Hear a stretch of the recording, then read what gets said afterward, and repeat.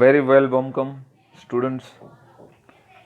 Today, from the Beehive, chapter number 9, The Bond of Love. Welcome to you all. Can there be love and friendship between human beings and wild animals? Is it possible? Here in this chapter is a fantastic account of a incident about a sloth bear, that is a species of the bear, and the author and author's wife, means the relationship between humans and animals. Sloth bear inhabit forest areas including the tropical rainforest of India and the grasslands at lower elevations. Sloth bears have very shaggy hairs and long muzzle, means the face, front part of the face is a bit long. There are different species of bear also. Using their claws to dig, they can they can then use their lips to form a tube which can go into deep into ground or in hard to reach areas like dead trees and their food. Their main food is termite. You might be knowing what is termite. You can hear them suck up the food from several feet away. So, this is the chapter about the bond of love. It's written by Kenneth Anderson. Now, as we know that Kenneth Anderson was a hunter, natural enthusiast, and a chronicler. Means he used to write about his incidents of his wildlife. He was a British writer and hunter who wrote many books about his adventure in the jungle of South India. He lived in India for a very long time. The writer, he was not basically born in India, but he stayed in India for a very long time. The Bond of Love is the story of Kenneth Anderson, which shows the love of human with a sloth bear, whom she called Bruno, and Bruno. Bruno was a sloth bear rescued by the author. So, we'll begin the story. It's a narration by the author. I will begin with Bruno, my wife's pet sloth bear. I got him for her by accident. Means he purposely did not bring that bear home, but an incident happened, which we are going to read, through which the bear came into their life, the baby bear. 2 years ago, we were passing through the sugarcane fields near Mysore. Mysore, as we know that, it's a place in India, very famous. People were driving away the wild pigs from the field by shooting at them. Some were shot and some escaped. As we know that pigs do a lot of damage to sugarcane fields. So many of them are hunted down there. So this was the incident that the writer show. We thought that everything was over when suddenly a black sloth bear came out panting in hot sun. Panting means being very much tired and not being able to move properly, exhausted. Now I will not shoot a sloth bear randomly. Randomly means for no good reason. It just came out. So the writer thought that I will not shoot him. But unfortunately for the poor beast, one of my companion did not feel that way about it and promptly, means knowingly, shot the bear on the spot. So one of his friend, writer did not shoot at the bear, but the other who was with him, he shot the bear on the spot. As we watched the fallen animal, we were surprised to see that the black fur on the back moved. Now, the writer saw that actually the it was a big bear.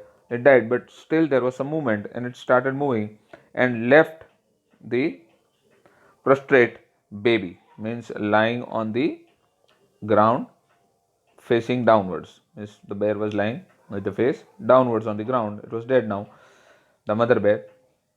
Then we saw it was a baby bear that had been riding on the mother's back. Now, baby bears do sit on the back of the mother. They ride that way, just like the monkeys stick to the mother's stomach. The bears actually sit on the back, the baby bears. When the sudden shot had killed her, the mother had unfortunately died. The baby had survived. The little creature ran around its prostrate parents, making a pitiful noise. Now, the poor baby, obviously, the mother was dead. The baby did not know that. So, it was just moving just close to the mother, thinking that the mother will wake up now. The entire incident, the author was witnessing. So he says, I ran up to it to attempt a capture. It scooted means ran away into the sugarcane field. So as the writer went, it was a small baby bear. No harm could be done. So the writer thought that let me get hold of it, let me catch it. But the baby bear was afraid and it ran into the sugarcane fields. Following it was my Following it with my companions, I was at last able to grab it. Means to he caught the baby. It by the scuff means holding it with its skin on the back of its neck while it snapped and tried to scratch me with its long hooked claws. So that is the way experts know how to carry or how to catch the animals, because they are babies yet they are afraid, so they do attack and they do have claws and teeth, sharp ones. So you cannot be careless while holding them. So the writer author knew how to hold the baby, yet it tried to attack him. We put it on one of the gunny bags, means the bag made up of just like a jute, a bag, and they took the baby and placed it inside. We had brought, and when I got back to Bangalore, now the writer went to Bangalore, I duly presented it to my wife, and it was such a cute baby that the writer gave it to his wife. She was delighted. She at once put a colored ribbon around its neck. So, what did the author's wife do? She loved the baby so much, it was very cute. So, she got a ribbon, red colored, and tied the ribbon to its neck. And after discovering the cub was a boy, she christened it Bruno. So, when she understood that the baby bear was a male, a boy, Christian means giving a name. So she gave him the name Bruno. Now she gave him the name Bruno because it was mostly the bears are of brownish, dark brown color. So she named him Bruno. Bruno soon took to drinking milk from the bottle. So obviously it was very small. It could not eat for itself. They had to train the baby to eat. So they started giving him milk from the bottle. They started supplying him milk in the bottle. It was but a step further, and within a few days, he started eating and drinking everything else. As we know that bear do eat a lot. So as it started growing up, it started eating everything, whatever they gave him to eat. It started eating everything, and everything it is the right word. Here the author says everything was the right word because it ate everything. For he ate porridge, made from the any ingredients, vegetables also it ate, fruits, nuts, meat, especially pork. It started eating nuts, all kinds of nuts, vegetables, fruits. It started eating meat, curry, rice, regardless of condiments, and chilies. Now it started even eating rice. Now condiments are actually spices, what we call in our local language the all the garam masalas that we include. It even ate those spices also and chilies too. Breads, rice, then bread, egg, chocolates, sweets, pudding, ice cream, etc., etc., and etc. Everything it started eating, all the things, veg and non-vegetarian, all the things. As for drinks, it even drank milk, tea, coffee, lime juice, aerated water, buttermilk, beer, alcoholic liquor, and in fact, any liquid, anything liquid. It ate, drank almost all kinds of liquid also. It all went down with relish. Means it was very much satisfied and it loved drinking. The baby bear loved drinking all these things and it enjoyed relish all the meals and even those things which could be drunk. The bear became very attached to our two Alsatian dogs. Now the writer also had two dogs, pet dogs at home. Now the bear, it was a baby bear. It was very playful, friendly, and it played with those two dogs. It became very friendly, and to all the children of the tenants living in our bungalow, and people were also living just next to their bungalow. They were the tenants, and it played with the children also. He was left quite free in his younger days and spent his time in playing, running into the kitchen and going to sleep in our beds. So, when it was small, it was just like a pet dog. It kept on running in the ground, into the kitchen, in their bedroom, everywhere it used to run, hide, play, just running around everywhere because it was small. As we noted, the bears do grow it a very, they are very large, and as they grow they become very dangerous too. So yet it was very small. One day an accident befell him. I put down poison barium carbonate to kill the rats and mice. Now the bear used to play around. It was a baby bear, and especially animals, they don't understand what to eat and what not to eat. They can eat anything. So the writer had lots of mice at home. So to remove those mice, to get rid of them, the writer had brought a poison, that is barium carbonate, that is a poison, deadly one for the mice and even to the other animals, because obviously poisons, none of the poisons are good. So it was poison that the writer had brought to kill the he had lots of mice at home, to kill the mice and rats that were in his house, to kill the rats and mice that had got into my library. Now there was a library also, and as we know that rats and mice do harm books.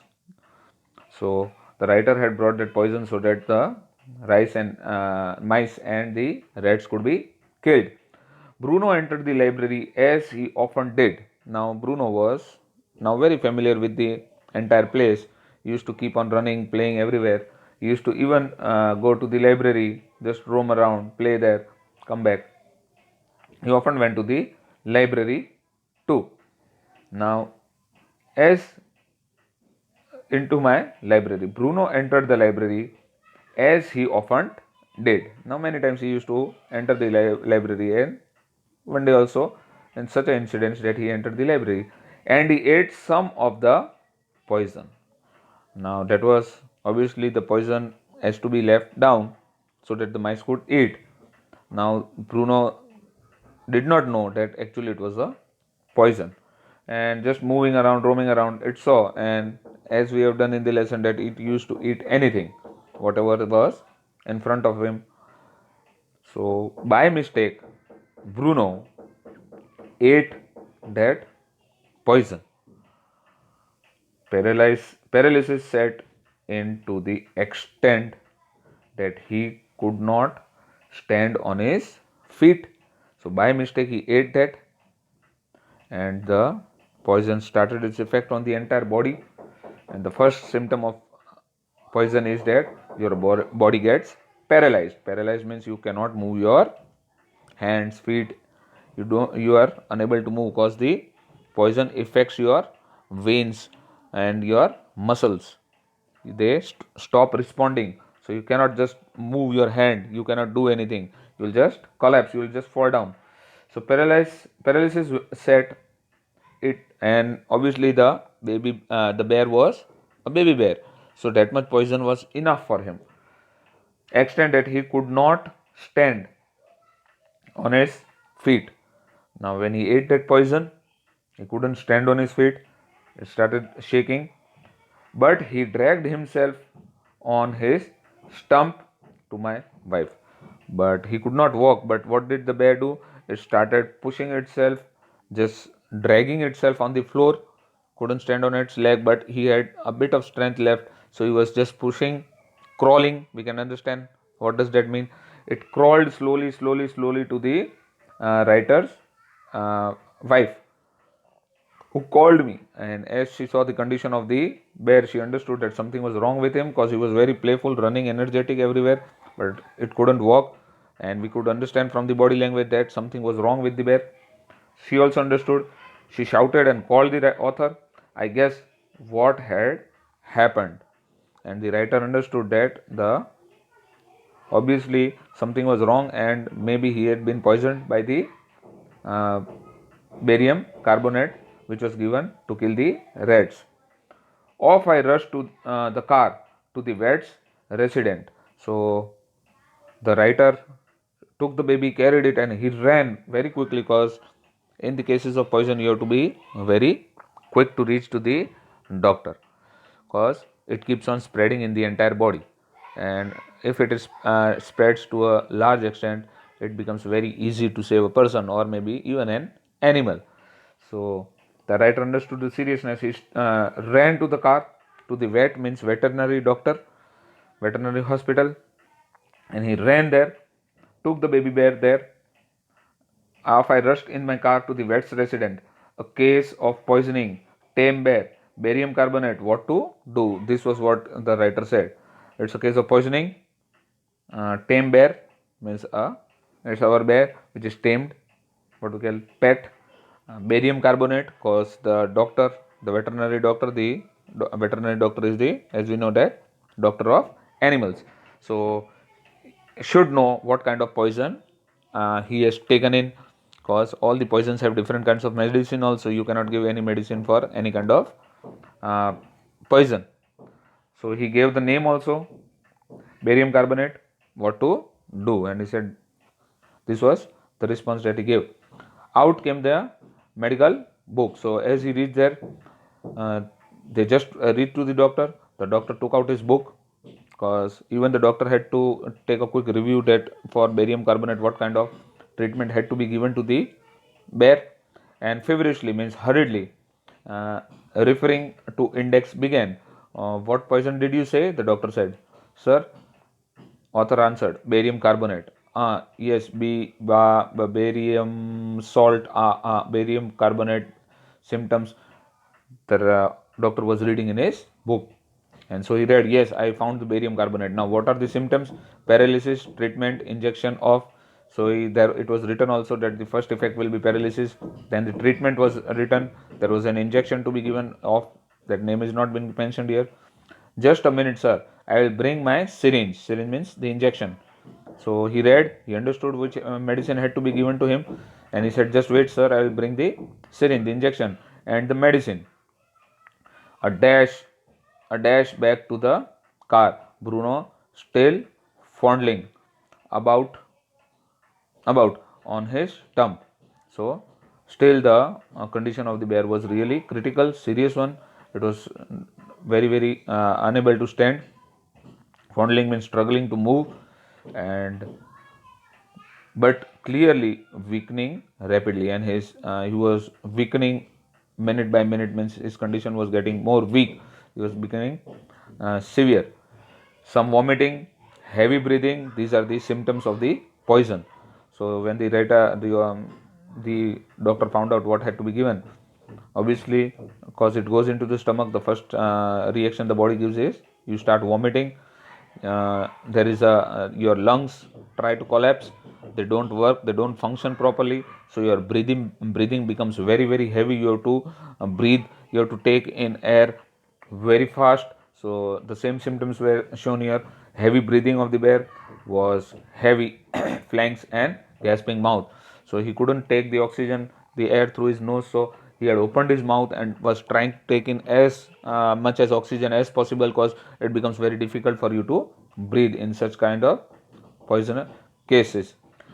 Hold him, everybody. It goes in goes the hypodermic Bruno sequel. So hypodermic is a long needle used to give an injection under the skin. That is the name of the needle that we call in easy language. So Bruno squeals 10 cc, that is the measurement of the dose that had to be given to him, the medicine. 10 cc of the antidote enters the system without a drop being wasted. So the doctor knew which syringe had to be given. He took 10 cc of the medicine and entered and gave the syringe, the injection to the bear. Antidote entered his system and means it was given to him without a drop being wasted. 10 minutes later, condition unchanged. But 10 minutes happened. The syringe should have shown some effect. The medicine should have given a better result, but the condition did not change a bit also. The bear was in the same condition, and a critical condition. The condition was unchanged. Another 10 cc injection. Then the doctor decided that one more injection of 10 cc should be given to him. So he prepared another one. 10 cc injected. Again it was injected to him. 10 minutes later, breathing less stertorous, means noise breathing as in snoring. So again the next dose was given. It took 10 minutes, and now slowly the bear started showing some symptoms of being well. Bruno can move his arms and legs a little, although he cannot stand yet. And after that second dose, Bruno slowly started moving his limbs, his legs, his feet. So they understood that the medicine had created an effect, a positive one. So the slowly the movement was coming in his body, but still he could not stand up because the poison was yet in his body. He did not have that much strength to stand on its feet. 30 minutes later, Bruno gets up and has a great feed. But after 30 minutes, means half an hour, maybe the poison was all diluted by the medicine that was given, the injection, and now he was feeling much better. He looked at us disdainfully and as much as to say, "What's barium carbonate to a big bear like me?" Bruno is still eating. And when he was all right, he stood up. His body language, what did it say? "What can such a barium carbonate kind of poison do to me? See, I am still strong. Nothing can kill me, and I can still eat as much as I want." So, and that was the incident that happened. Nearly this incident got the bear killed. If the writer's wife and the writer, author, did not respond quickly and did not take him to the veterinary doctor and the dose was not given, surely he would have died. He would have been killed. But they were quick with their action, which helped the bear, and the treatment was given on time, and the medicine was also the appropriate one, the best one that was given to Bruno, that saved actually his life. So Bruno Bird did not have much effect of that. He was now healthy again and was very happy that he could eat again all the things. So here we will just hold the chapter. Half of the chapter is done. We'll just do the next chapter in the next lecture. You read down the chapter up till paragraph number 10. We'll continue with the paragraph number 11 in our next lecture. You have to read down the chapter entirely so that you will understand it better. So until we meet again, thank you very much. Take very good care of yourself. Goodbye.